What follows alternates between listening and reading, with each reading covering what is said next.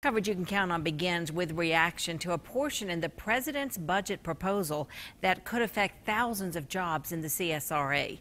The mixed oxide fuel fabrication facility was supposed to be converting weapons-grade plutonium into fuel for commercial nuclear power plants by 2006, but it is still years away from completion. News Channel 6's Ann Maxwell is live in the newsroom now with more.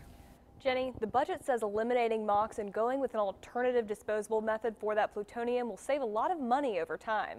However, some South Carolina lawmakers are disputing that.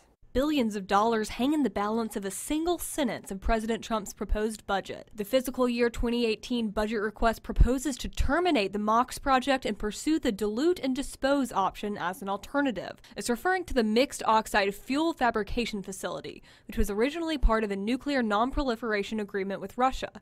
The goal was to convert at least 34 tons of weapons-grade plutonium into fuel that could be used in commercial nuclear reactors. But the Trump administration, like the Obama administration, is looking at other, less costly ways to dispose of the plutonium. The budget says MOX is 350% over budget and 32 years behind schedule. Congressman Joe Wilson, who represents the district that includes MOX, disputes those numbers. I think it's wrong, and indeed, many of the problems related to because there have been problems, have been related to the change of specifications from the Department of Energy itself. In a 2016 report, the Department of Energy estimated the project would cost $17.2 billion and be completed in 2048. The contractor said it would cost just under $10 billion and be complete in 2029. Numbers keep changing, and the date keeps changing.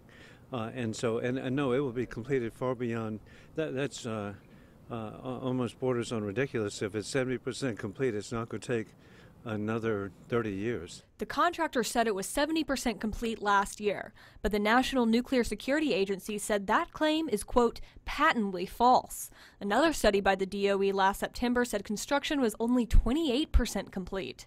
The Trump administration proposes a dilute and dispose option, which would mix the plutonium with the secret ingredient, put it in a canister, and ship it to a waste dump in New Mexico.